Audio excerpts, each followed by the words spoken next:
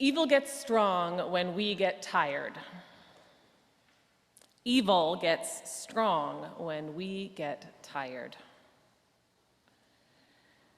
I chose this title for today's service months ago, many months ago, having written it in my journal during a short half-day silent retreat almost 9 years ago.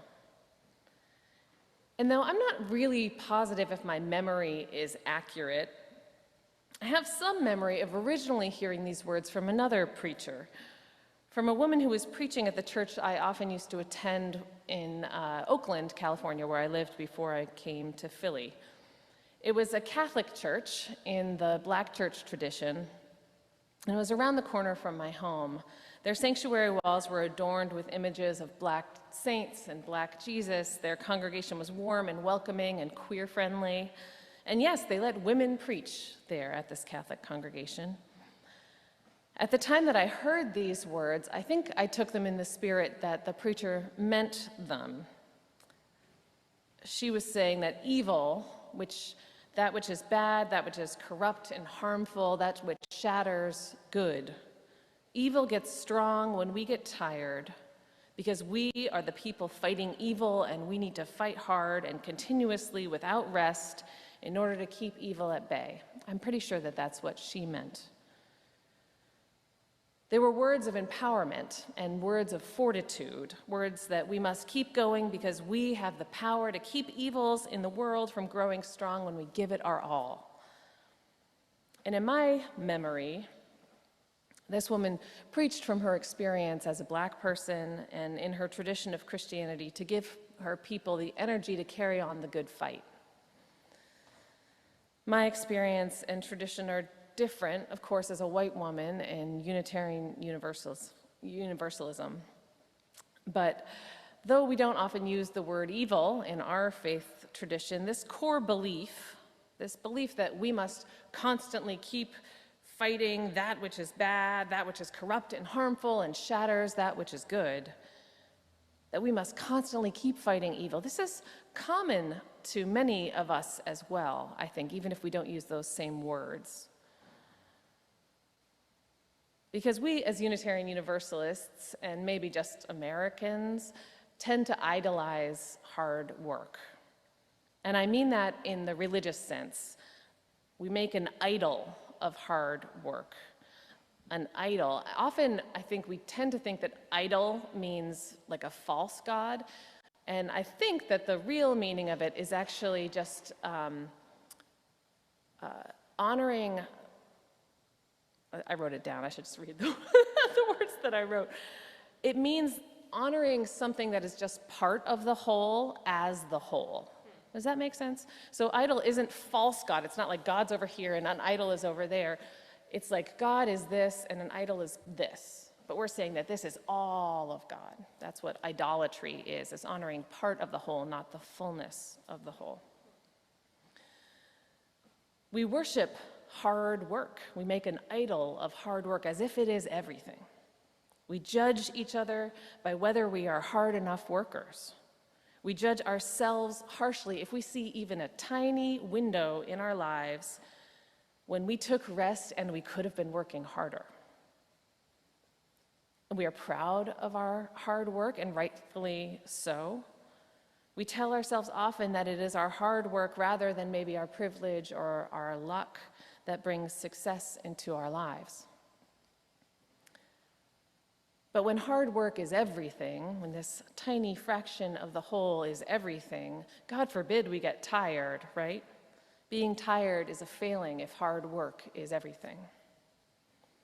And it feels important to remind myself, remind all of us that idolatry of hard work, so worshiping hard work as if it's the only thing, is about as harmful to those of us who are retirees or living with chronic illness or underemployed. It's as harmful for those folks as it is for the people who are chronically over-busy. If we revere work as our God, we lose sight of our own worth in times of leisure or in times of sickness, times designed for rest and for healing. And so idolizing hard work harms most of us, I would say. And then, of course, preachers come in and say things like, evil gets strong when we get tired. And not only do we believe ourselves moral failures for getting tired in the first place, now we're being told that not only are we wrong, but evil is getting stronger in the world while we are taking a little bit of rest or while we're just simply exhausted. These are the kinds of messages that wrestle inside, I think, many of us. Are they wrestling inside any of you this morning? But you virtually, are they wrestling inside any of you? Yeah. They wrestle inside me all the time. And so when I brought my attention back to these words as we prepared for worship this week, my first thought was, I don't believe those words anymore. Evil gets strong when we get tired. I don't believe that. And there's a good tradition, side note, there's a good tradition in Unitarian Universalism. There's a little story that Ralph Waldo Emerson, who was a Unitarian minister, one of our transcendentalist forebears, and at some point while he was preaching a sermon, it said that he paused, looked down, and said, "I no longer believe that," and took his pen and crossed it out and just kept going. So I felt like, that's okay, I can just do what Emerson did if that's where I'm at this week. That's fine. I can still preach in integrity. Because I believe that tired people should be able to rest without feeling guilt-tripped. Can I get an amen to that? Amen. And because, like many of you, I am tired. I am so, so tired.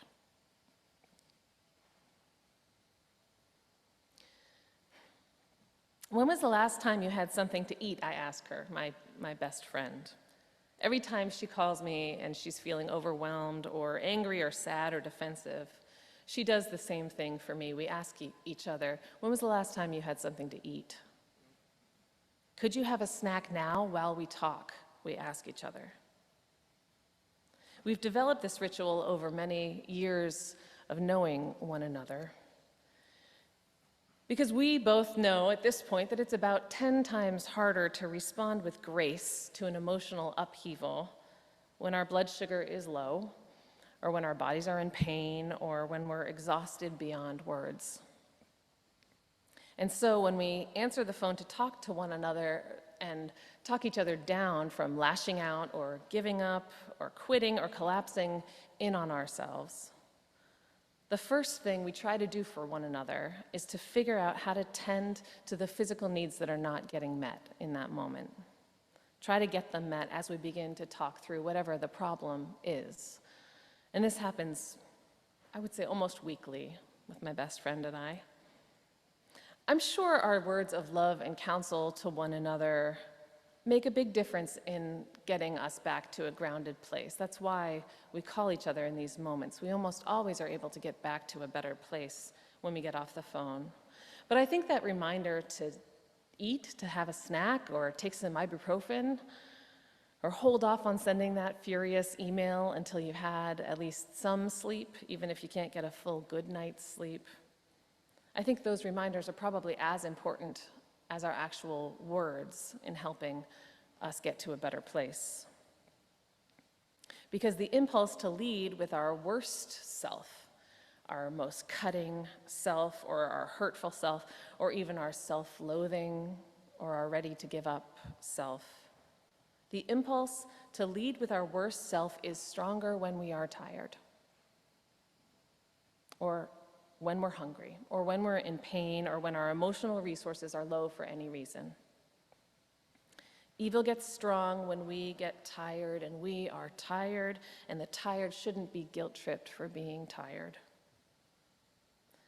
And the impulse to lead with our worst self is stronger when we are tired, when our blood sugar is low, when our bodies are in pain, and our emotional well is running dry.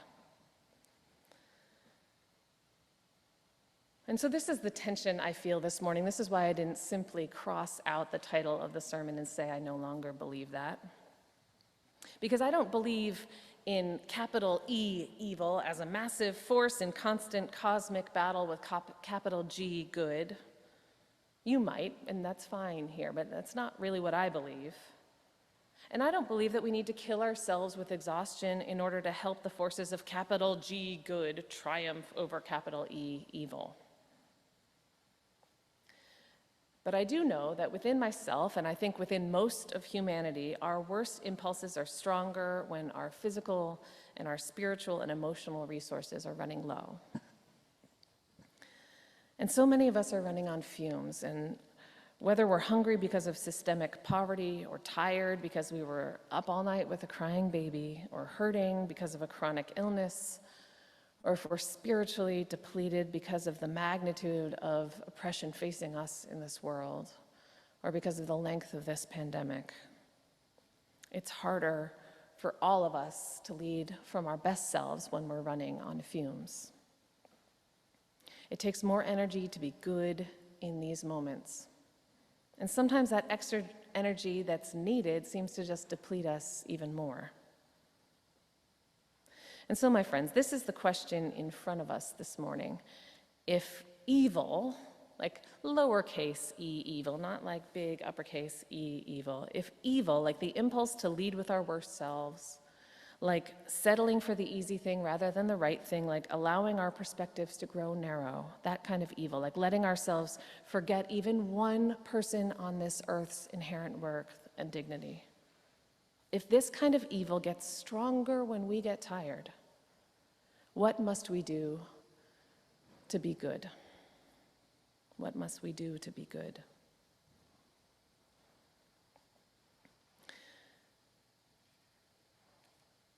As I've tried to figure out my own answer to that question this week, the place I went to, as it often does, is to music.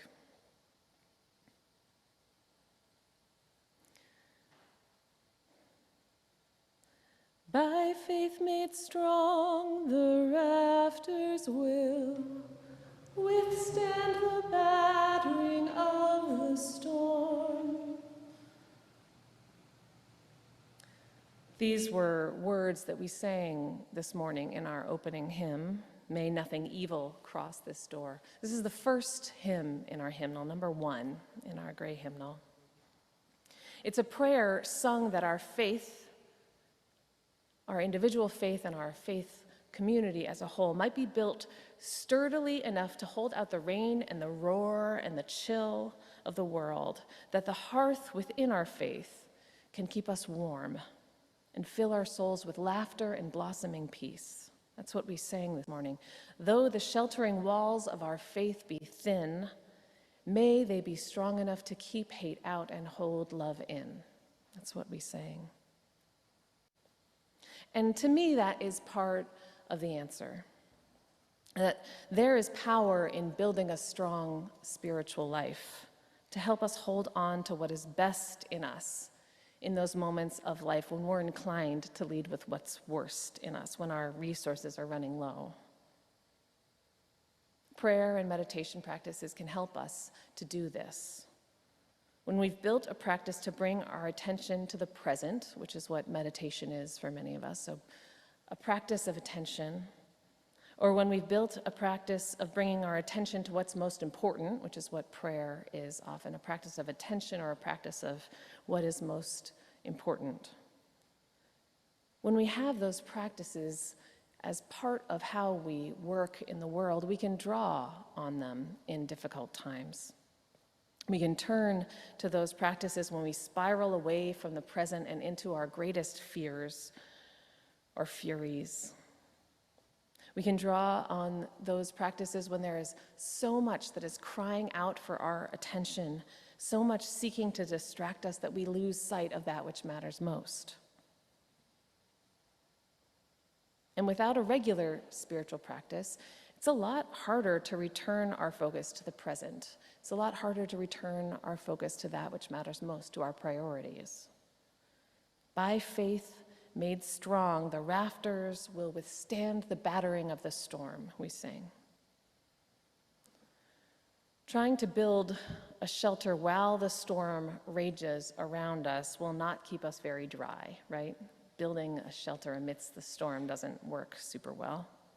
To stay dry when the storm comes when our resources are low and we feel like we are being bombarded. To stay dry in those moments, we have to work on building and maintaining those shelters at all times.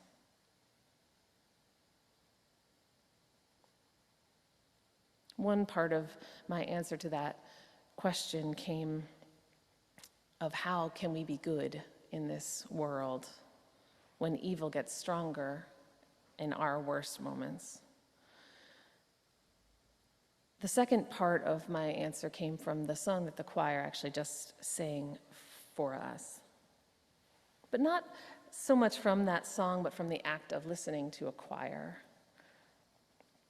Because as every choral singer learns early on, that breaths between the notes, between moments of singing, are as important as learning to sing the notes themselves. Is that true, choir? Can I get an amen, choir? The breaths are as important. They're as important as the harmonies, they're as important as the crescendos. And sometimes those breaks and breaths, sometimes they're large and spacious, sometimes they make space for the oboe solo, but sometimes there's not really space for a breath at all in the music, right? Sometimes you're like, where, like how many times, John B., do people say, so where am I gonna breathe, John B.? Like every 10 minutes, choir rehearsal every 10 minutes. So where do we breathe? And I'll say that when I sing with the choir, I'm usually the person who's asking that question. I want to know where to breathe, because sometimes there isn't space to breathe in the music. And yet, singers somehow manage to hold that music, right? And when you listen to a choir, you can't tell that there's no space for the choir to breathe. My life flows on in endless song. We can't do an endless song by ourselves. Endless singing is not possible. We run out of breath when we're by ourselves. But an endless song is possible with a chorus, with a community. With a community of voices, each individual holds the note as long as they can and then snatches a breath and then starts back in on the same note. And as long as you take a breath at a different moment from your neighbor or from the whole group as a whole, the music is endless. This is called staggered breathing. We stagger breathing in a chorus, in a choral setting, in order for the song to be endless when we need it to be. My life flows on in endless song, above earth's lamentation, the choir sang. The work to awaken love and justice in our lives and in the world is constant. It's an endless song.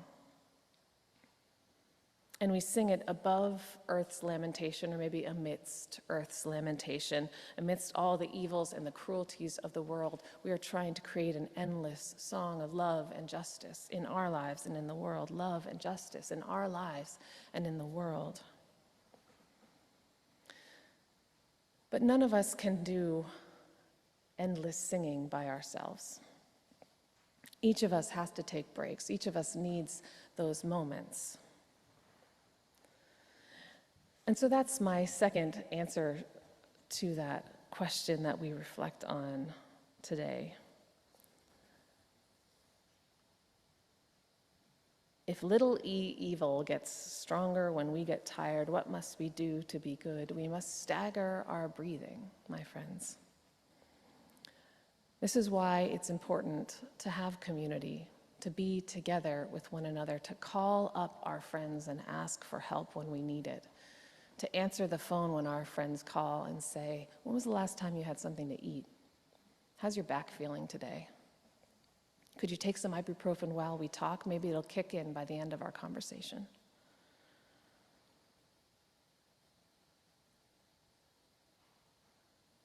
There's a tension in our lives and in the world. Evil does not get strong because we need to take a rest. Each one of us needs to rest at times.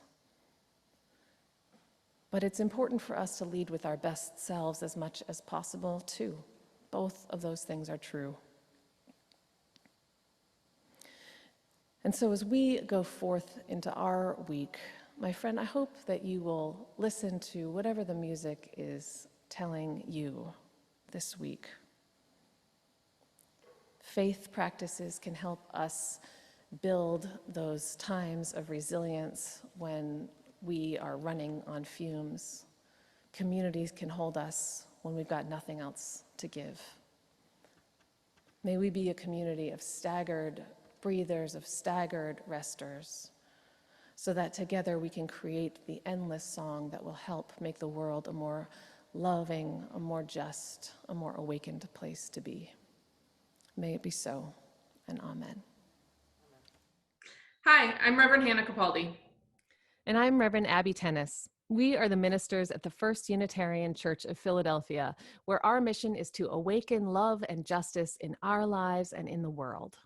We're so grateful that you watched, and we hope that the sermon connected with your soul. We also want to invite you to join us for a live worship service every Sunday at 11 a.m. Eastern Time. You can always find the link to that service on our website at www.philauu.org. In these services, you'll hear words like you've just heard, and you also get a chance to greet one another, pray together, sing together, and we even hold a virtual coffee hour after services to get a chance to greet some new and old friends. If you want to support the mission of this community and you feel moved to give, you can do so by going to the website that Reverend Abbey just mentioned. You can find that link below, or you can text 215-709-5095 and follow the prompts to give. If someone in your life needs to hear these words today, we encourage you to share this video. And again, thank you so much for watching. We hope to see you soon.